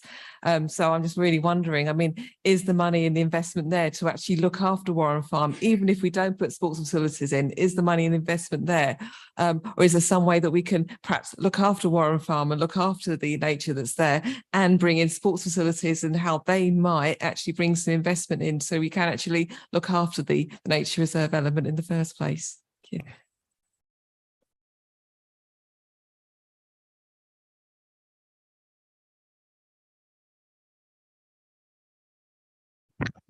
Thank you, Councillor Gordon. I just wanted to go, I'm kind of following on what Councillor Costigan was just saying about why we're here this evening. So I wanted just kind of ask Councillor Malcolm some questions about his reasoning for the call in. I know he gave his kind of speech, 3-minute speech about an hour ago now. On paragraph 1.2, there are of tonight's meetings report, there are 3 bullet points on paragraph 1.2 about why he's called this in. I must say, I don't quite follow, they don't quite match with the 3-minute speech that he gave an hour ago, or the email that he sent us at 8:30 this morning. So if I'm allowed, Councillor Gordon, just to kind of ask Councillor Malcolm about each of those bullet points. The first one being due consult, which by the way, I'm not quite sure they're actual reasons. They appear to be statements, but I've made inferences. Says due consultation and the taking of professional advice from officers. As in the indoor and outdoor facility strategy, there is, in section 2 of the report, there's 9 pages of pretty kind of detail around how a number of national governing bodies and 45 sport clubs in the borough were consulted on the strategy. The whole strategy itself is endorsed by Sport, supported by an evidence-based report endorsed by Sport England. Councillor Malcolm, you said that you didn't think that there was a need for any more cricket pitches. you seem to base that on the fact that you like cricket, and that, well, and noting that Ealing is surrounded by a number of other boroughs in West London. So I just wondered whether you've done your kind of, you yourself have actually conducted some consultations, some research that kind of backs up the claim that there is no more demand for pitches. Thank you, Chair. Yeah, on the points raised there, part of this is that there is a policy to rewild a number of areas in the borough, some of them known, some of them not known. And part of this is if you are having implications of installing a sporting facility on Warren Farm, for example, that goes against one of those council. There's a conflict there between you're damaging the wildlife and the habitat, but you're also increasing sports facilities, and the council wants to do both. But we've seen from the evidence that Katie and her group has stated that you can't really have both. And therefore, this is one site out of many hundreds in the borough that this sporting report relates to that needs a bit more protection, a bit of strengthening. And that's what part of this calling is on. It's about, there are different tensions within the council. If this was a simple matter, we would have finished this half an hour ago. And therefore, I suggest actually is a crucial issue. And what is needed here is probably two things. One is that between the draft report being published, which it has, and the final report and the November cabinet, that there is a guarantee, which I think one of the two portfolio holders has said, that there is a meeting where all of these ideas can be discussed with the interested parties. But secondly, that before the draft report becomes a final report, it does actually in the feasibility study take real impact from the evidence that we've heard tonight. Thank you. Okay, that didn't answer my question. So let's try another bullet. I'll go to the third one. Consistency with the council's budget and policy framework, contract, financial and other procedural rules, and the legislative requirements, and any other requirements set out in this consultation. I have no idea what that means. Can you explain why that's a reason to call this in? Yes, part of this is a policy. There is an ongoing policy in regard to Warren Farm, and there is a conflict between different elements of different policies that the council have. I've mentioned two of them. Well, there is budget implications with almost every policy that the council has. To rewild Warren Farm will cost resource, whether that's physical, people, manpower there on site, or the resourcing of purchasing of things to rewild activities. And therefore, isn't that exactly what it states? Thanks, Chair. I mean, I just questioned some of the reasons for the call-in, like Councillor Malcolm was mentioned about we should look at other facilities drawn in from other boroughs, and that's fine to mention that. We have a cooperation with Hounslow, not far in Gunnersbury, for example, but that's not always consistent with criticism of other facilities like Gurnell, how we criticise for not maintaining that open. So there's a bit of inconsistency about criticising that for closing and not having that, and yet we are trying to do more stuff in the borough, and you want us not to just take into account other boroughs with their facilities. So I think you're picking and choosing your criticisms to meet just the issue. So just clarifying that, that we have a need. Is there a need in the borough for more football and pitches? Because that's what's said in the report, and same for cricket as well. And also lack of certainty said in the report as well for a lot of clubs, and obviously poor quality, like Evershed has been mentioned. It's a poor quality. In fact, it was abandoned for playing because it couldn't be drained successfully. So that's why it's no longer used as a playing site. So if Councillor Malcolm can clarify some of those points.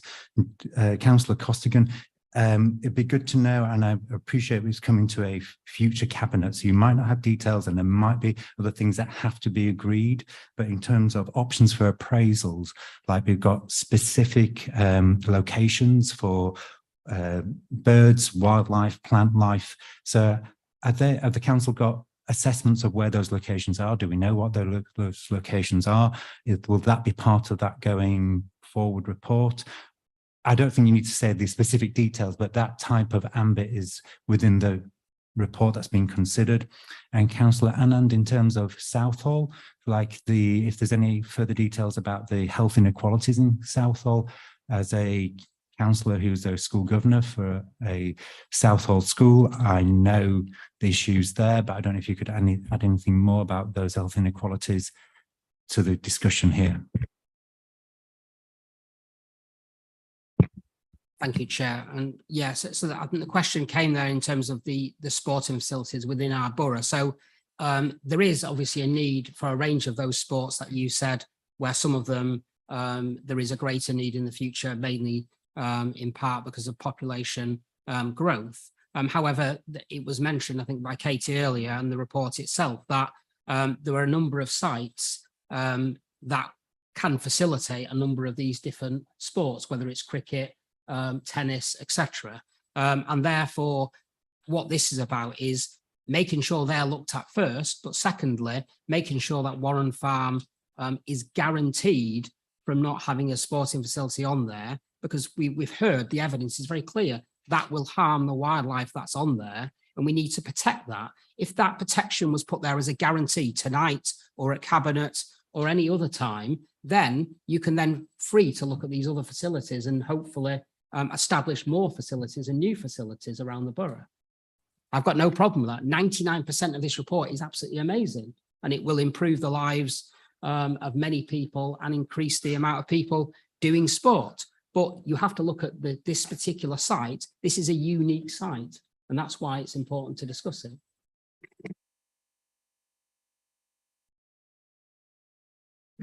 Thank you. To Councillor Anand, if I may.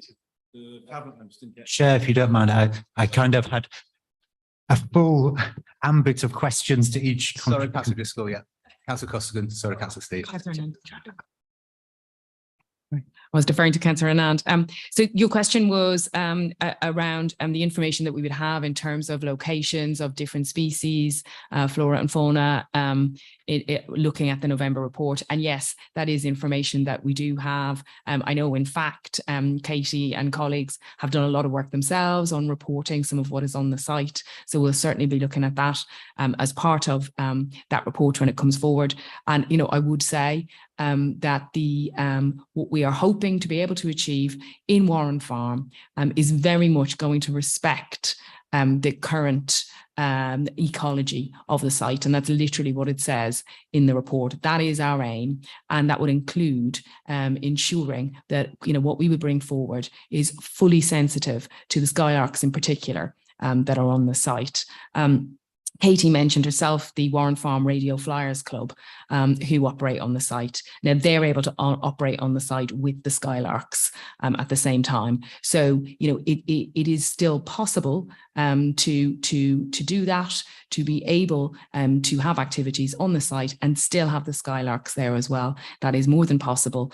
We know the locations. There's, you know, every year there are that the public basically can log where they've viewed skylarks. So we have that information, and we have similar on other flora and fauna on the site, and we'll continue getting that information and put as much as possible into the report in November. But as I say, what we're looking at is providing looking at offering in the future a much more compact sports facility that will allow us to you know, continue having this amazing site with the species that it currently has. Thank you. Councillor Anand. Thank you, Chair. On the deprivation in Southall and the life expectancy, Chair, is much lower in Southall compared to the rest of the borough. We have families on very low income. We have families who were on furlough. Southall was the highest area for furloughed families. And it is a provision that is crying out. The evidence shows us that there are local cricket clubs who are really run down and need that support. With this strategy, we will be able to work with those cricket clubs and sport facilities, and the grounds would be best maintained and would have quality sports provision for our young people. As you know, Paul, you are a governor at one of the schools in Southall.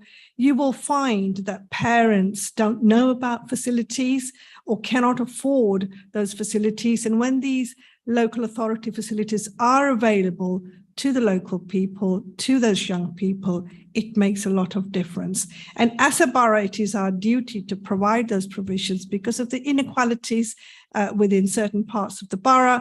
And we also have obesity with our young people. And it's providing that provision and that gateway for the younger people that will be able to make use of these facilities. We've been working with our local cricket clubs who have indicated to us that their membership is increasing and they need that provision, not the rundown provision, Chair. They need the state of the art. And this is the time and the moment to agree that strategy so we can work forward and bring in and close those inequality gaps that are within our borough. Thank you. So Councillor Steed. On page, I think it's page 41 of the report, there is a list of 7 possible sites that could be upgraded and improved in various ways. The report actually says that if only 1 or 2 of these sites were expanded, there would be substantial impact addressing the future needs of the sport, the lack of sport facilities. However, the report focuses on Warren Farm, and it's quite clearly it's Warren Farm that this report wants to develop as opposed to those other sites. Can Councillor Annan explain why those other sites are not being considered for expansion? Chair, it's evident in the report. Sorry, I jumped the gun. Chair, it's evident in the report. We will be working across the borough on all our facilities which are existing and how we can provide further provision. Chair, I think the impact of having the right supporting infrastructure in place was evident at the Ealing Sports Awards presentation a couple of weeks back, where people of all ages and abilities from across the borough, they actually celebrated the hard work of the volunteers, the sports clubs, the organizations across the borough. It's not just about one site, Warren Farm. I think we're just playing on this because we're being opportunist about this. We've really ignored the actual report and just concentrating on Warren Farm. I would also suggest to both Councillor Malcolm and Councillor Steed, please read the report in detail. That is a lot of evidence, and there is also a lot of work that needs to be done in the future to bring in match funding and also work with Sports England and other organizations to really get to this goal in the 10 years.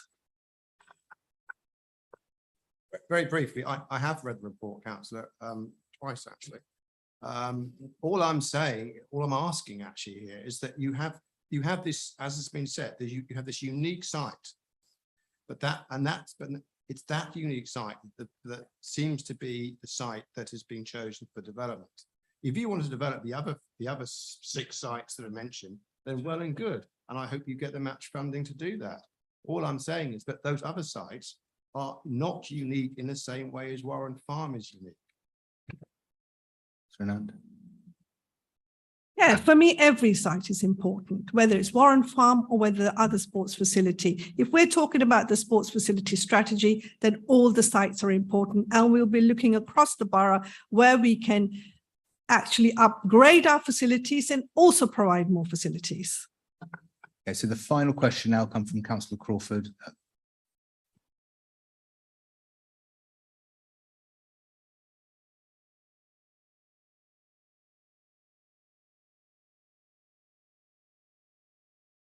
Use my football voice. Use the other mic.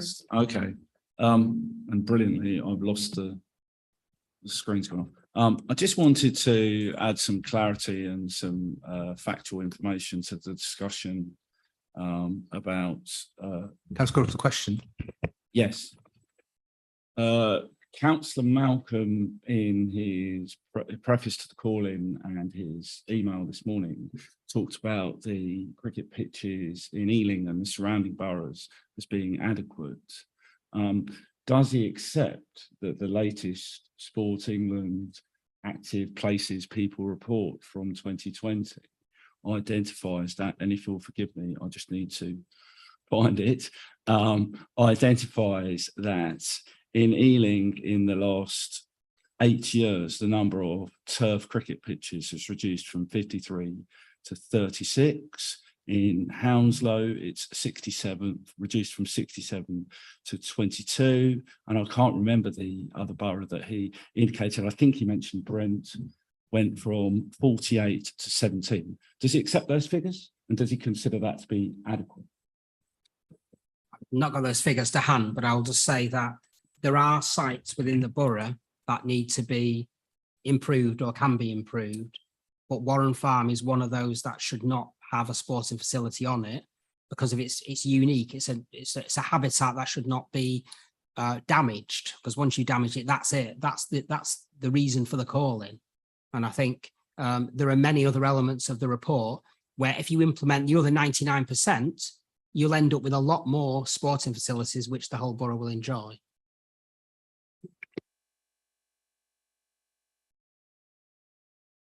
The last of the questions. So now we're going to go to summing up. So if Councillor Malcolm would like to sum up. I'll be quick because I feel as if I'm repeating my points, but this is a unique site.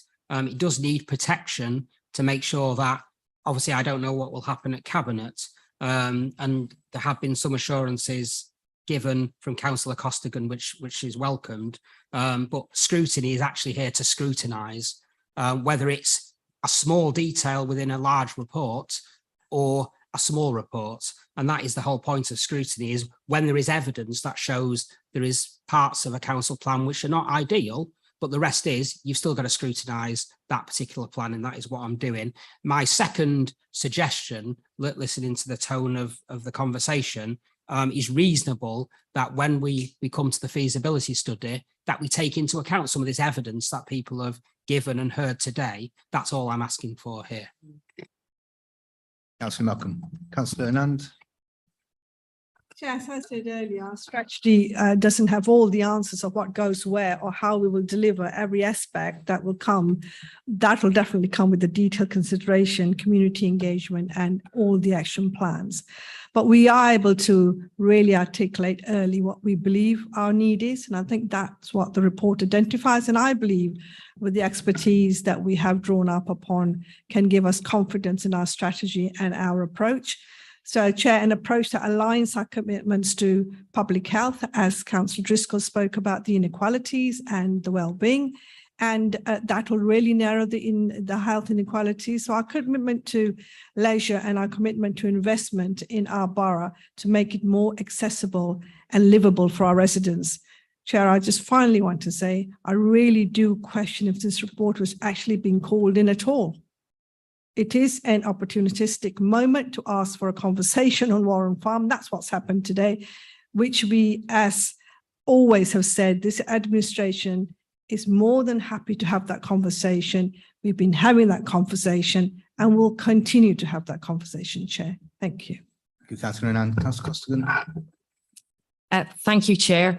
I think the last call-in we had in Ealing was back in the autumn, and it was on the Fisher's Lane cycling scheme. And that was also called in by Councillor Malcolm and his colleagues. So it does seem rather odd tonight that the last call-in they brought forward was around trying to push more cars down Fisher's Lane. And they were the champion of the car in Ealing. Whereas tonight, suddenly, they're the champion of climate action and the champion of biodiversity. So I'm afraid, like Councillor Anand, I do find it quite cynical and opportunistic. And really, I'm not sure that's going to wash with local people. Without my having to say anything myself, I think Katie and the Brent River and Canal Society did undermine Councillor Malcolm's claims about Warren Farm not being accessible. And I think Councillor Crawford has effectively demolished some of Councillor Malcolm's points around need. It's quite clear that the need is there, and he does need to read the report. However, Chair, can I say after perhaps being a little mean to Councillor Malcolm, that in fact this has been a very constructive discussion tonight. I felt it was a very constructive debate, and having started off going, why is this being called in? This is a tiny bit of a 160-page report. Actually, I think it's been extremely useful and extremely constructive, and I actually welcome it. I think the great thing is, the good news from this evening is that actually I think we're on the same page. What the council wants for Warren Farm, I think, is very much what we're hearing from everybody in this room.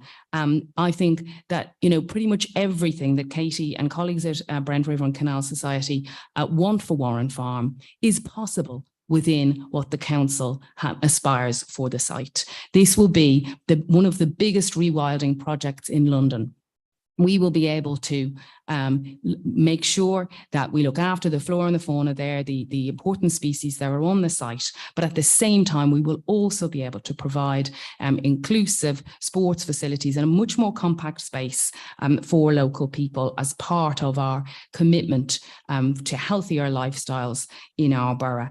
I would say, there is no either or here. I think that's the great thing. It's not an either or, it's not a binary choice. Because of the work the council has done with Katie and colleagues to get Imperial College on side, and we have a much bigger site now to work with, and we are going to be able to actually do both of these things. Katie asked about that new land. We will rewild it. That's what we're saying. We have committed to rewilding it and making a good quality space for local people. And we will respect the skylarks, and the plan that we hope to bring forward in November will address the issues around antisocial behaviour, will ensure that the derelict buildings that are on the site at the moment are removed.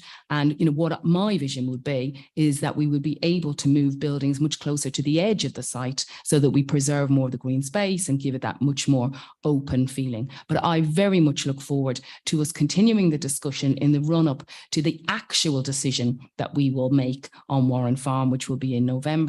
And I hope to continue having those discussions with all of the stakeholders that are involved. But I do think tonight has shown us that actually the win-win I talked about earlier is possible. It is there. It is within touching distance. We have had years of discussing Warren Farm and what we are going to do with it and how we can bring the community together behind plans for Warren Farm. We are within touching distance now of achieving that grand win-win that I think is possible. Thank you, Chair. Okay, thank you very much, Councillors Costigan and Anand.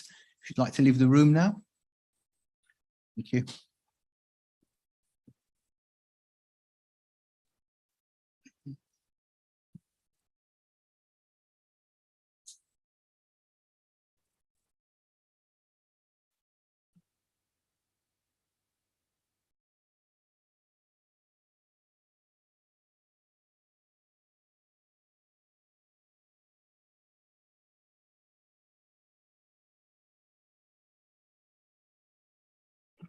Okay, so portfolio holders have left.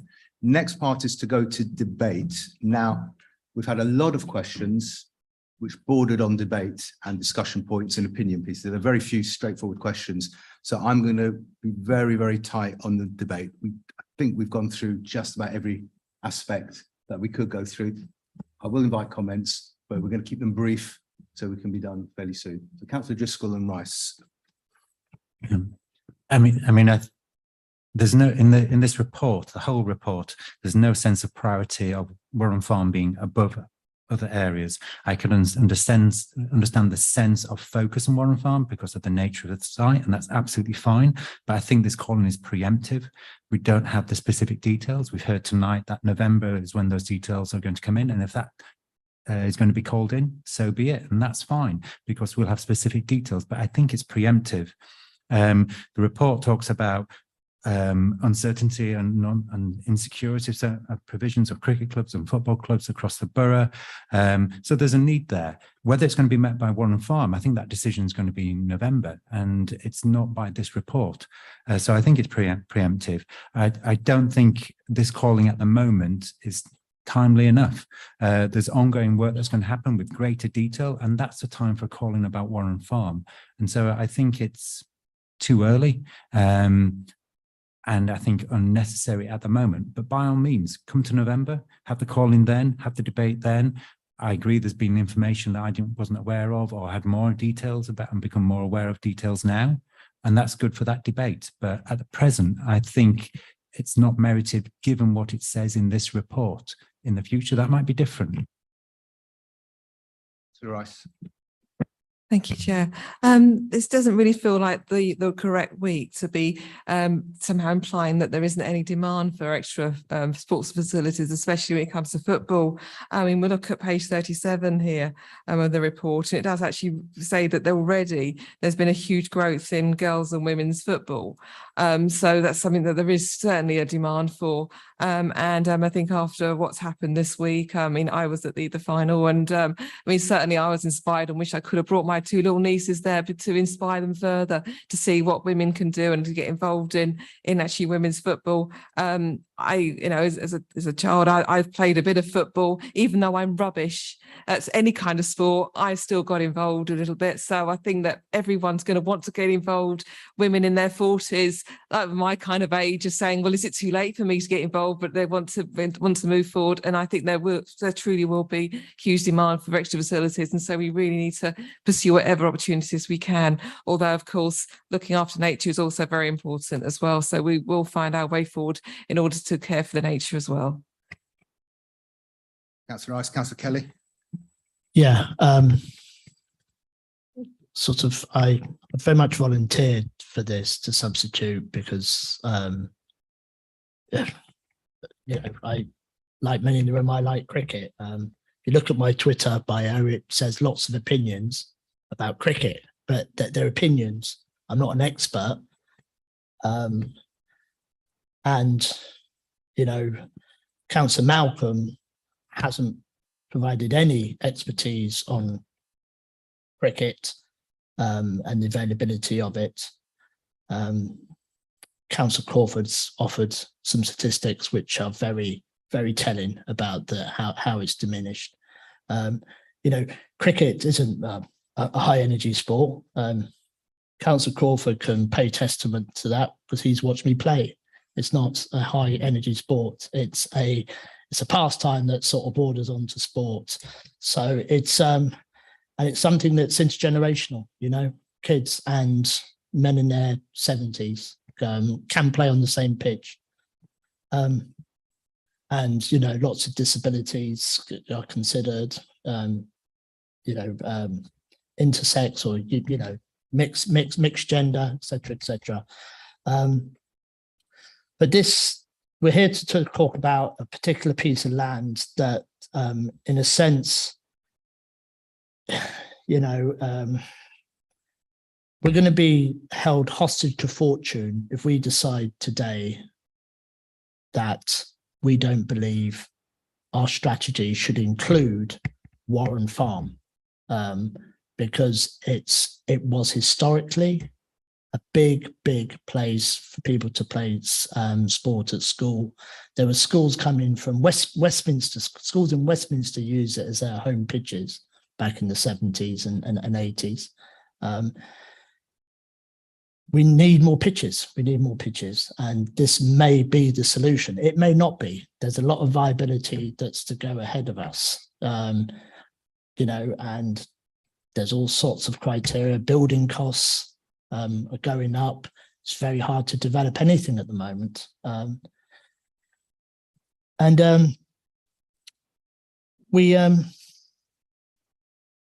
It says that hostage to fortune, but Councillor Coston talked about win-win, and I won't accept a win and nothing but a win-win when it comes to these pieces of land. And we've got lots and lots of procedures and hierarchies before we get to that. Well, if and when there's a development goes in there, there's going to be a big planning application with lots of details. We'll be able to look at it then. We'll be able to look at several opportunities. This is about the strategy, and the strategy, I believe, should include what's there. I understand the habitat prima facie is unique, but we can perhaps determine that further down the line. At the moment, it should stay in the strategy. Thank you. Crawford, Kate.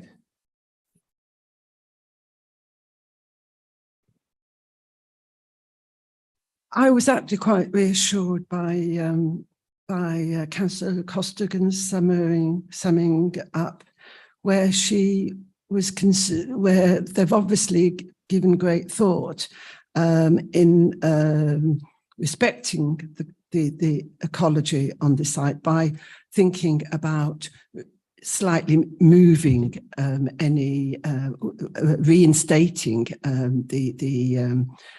any buildings to the boundary line, and that will I think that will be very helpful.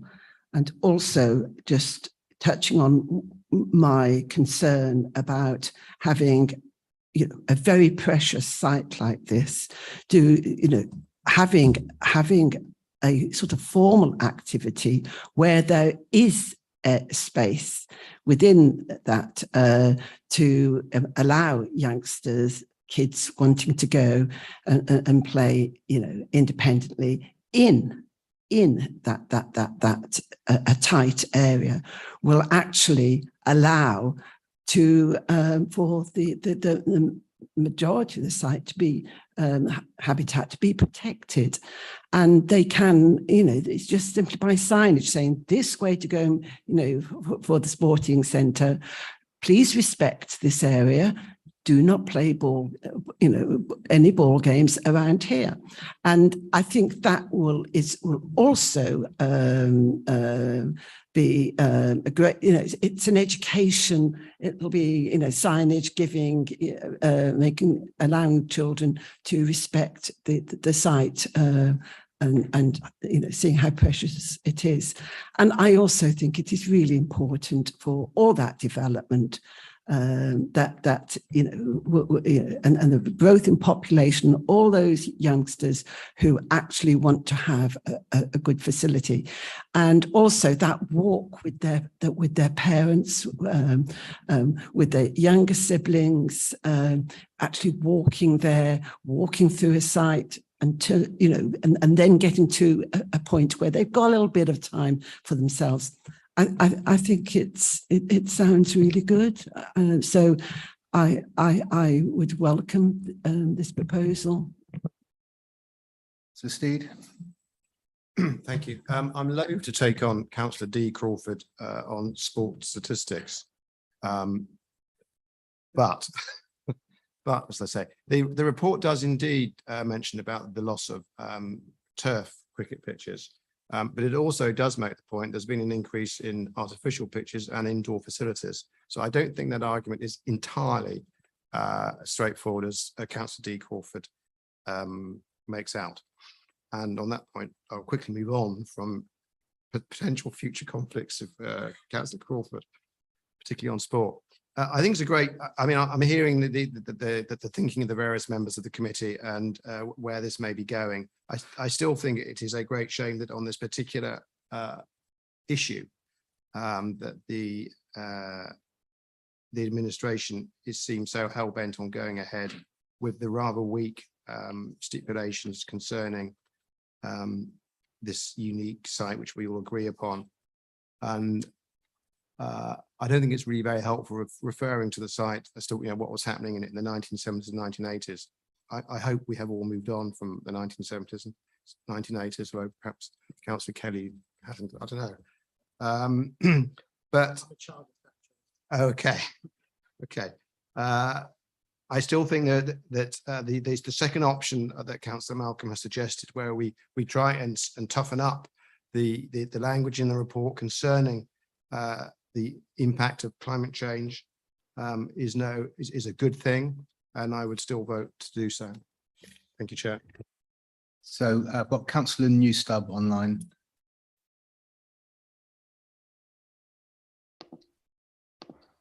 Hi. My video needs to catch up again. Hello, everyone.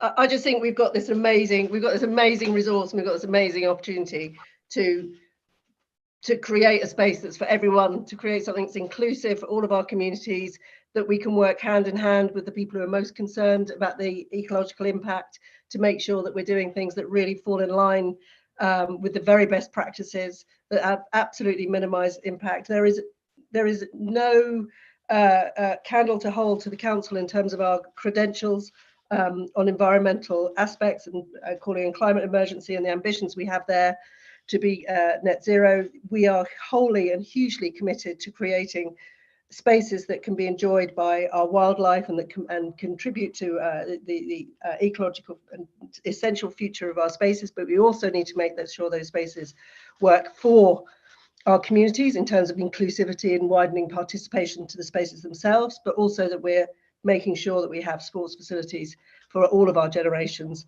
and that these can coexist. I think we are looking down the barrels of something wonderful. We can work together to create something brilliant for our future generations, and I fully support this whole strategy. Thank you very much. The final contribution will be from Councillor D. Crawford.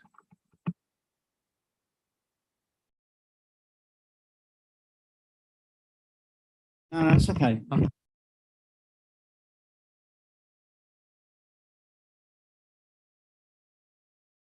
And sit next to Councillor Malcolm.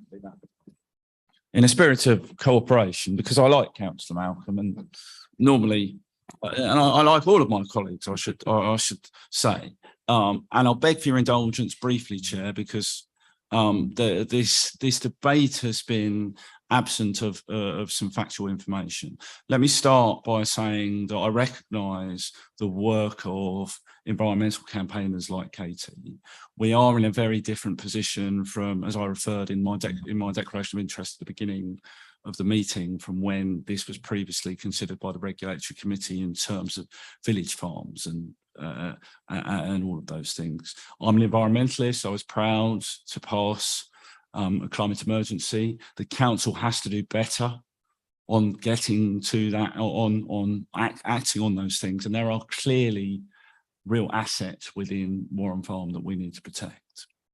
But I do think this calling, with the greatest respect to Councillor Malcolm, is a missed opportunity, because this is a sports strategy.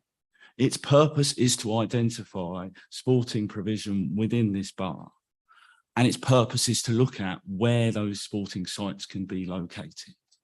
Now, I'm not convinced of the case for putting cricket pitches on Warren Farm. Right, I'm not. So, but to say that 13 years ago is historical, well, it's correct because it is in history.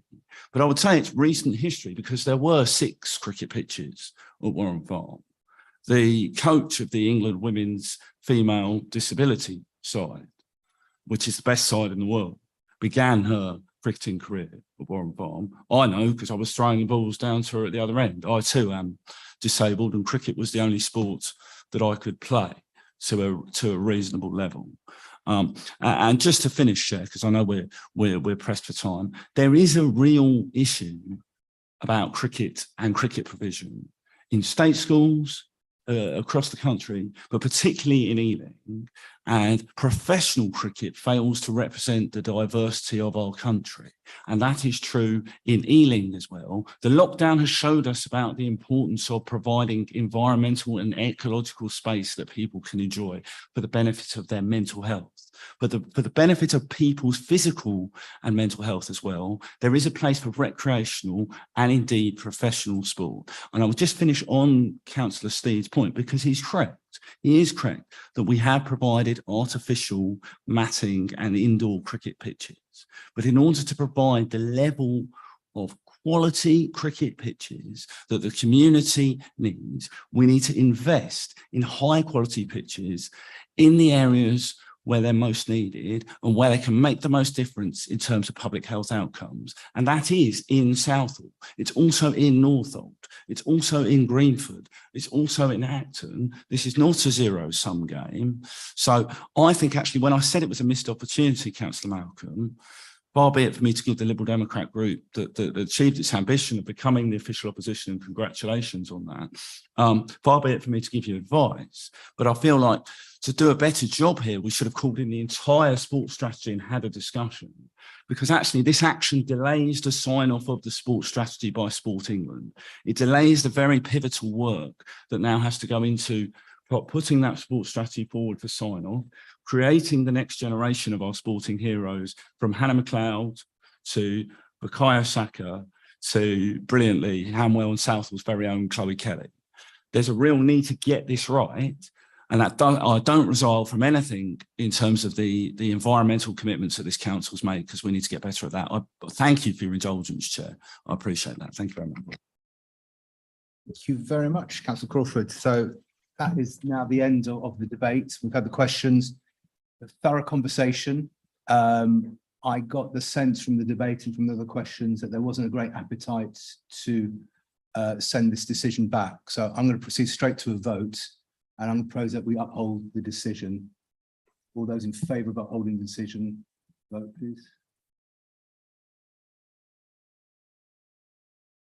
All those against? Decision straightforward. Decisions upheld. Thank you very much. It's the end of the meeting. Thank you. Recommendations then. Well, would anyone like to propose any recommendations? I would. Councillor Kumar. Yeah, I think I haven't said, because I think it's been an excellent debate, but can I sort of reiterate what Councillor Malcolm has said, that once the officers, when they conduct the feasibility study, you know, can the ecological impact matter be taken into account in the final report? I think the portfolio holder, the portfolio holder was crystal clear in her commitment to that. I don't see a need for us to recommend anything more. She was absolutely crystal clear on public record. She did. I mean, I heard that quite clearly, but I think I'm just sort of reiterating that if that can be done, it will just show support overall. But she did say a great deal, and it's actually going to come out in November. So, you know, this is only part of that whole report. So the final, Yeah. As Councillor Kiss says, I think we can wait until then. I mean, there's a substantial piece of work happening on Warren Farm, which we don't know about yet. It will come through. I think that will be enough. There are many cabinet reports that get delayed for various reasons, because more research is needed, etc., etc. I would have thought if Councillor Costigan's statement that she gave today, which was welcomed, is very broadly in line with what I've suggested as my second aim of the meeting, I would have thought it's uncontroversial to agree it, because then it just strengthens the hand of Warren Farm itself. Crawford. On microphone, Sam. Not to disagree too much with Councillor Malcolm over the course of the evening, but the portfolio holder was quite categorical about what the cabinet perceives as the status of Warren Farm, and the debate this evening has borne that out. Indeed, in the report, it speaks of it mentions the environment. So it maybe not to the degree that colleagues would want, and I understand that. But I think if we just in the matter of the practicality, if we make a recommendation along the lines of what Councillor Malcolm is saying, our officers would then have to imbue that recommendation not just in the Warren Farm section of the report, but potentially look at the ecological properties of every sports site contained within. I know that's not what he's asking, but I'm concerned about recommendations delaying the process further, because we have been delayed by this calling. So what I would suggest, Chair, is that the decision will be taken by Cabinet in November. That decision can be called in. The whole strategy can be called in at that point. The whole of this war on fire. And I think we will have more information from Katie's colleagues in terms of a broader ecological profile of the site, although it's quite expansive at the moment, detailed. And I think that's the appropriate point for everybody to sit down. And if following that there's a demand for more detail, then the chair and this committee can table an annual look at what's happening at Warren Farm and what might be necessary to protect other sites of environmental interest. And that may be a role for scrutiny going forward if we feel that progress towards net zero and progress towards solving the climate emergency is not speedy enough. Okay. Thank you, Councillor Crawford. I think I'm in tune with what you're saying. Portfolio holder made it crystal clear what she's going to do, what's coming forward in November. I don't think we need any more recommendations. Thank you. That will be the end of the meeting. Thank you.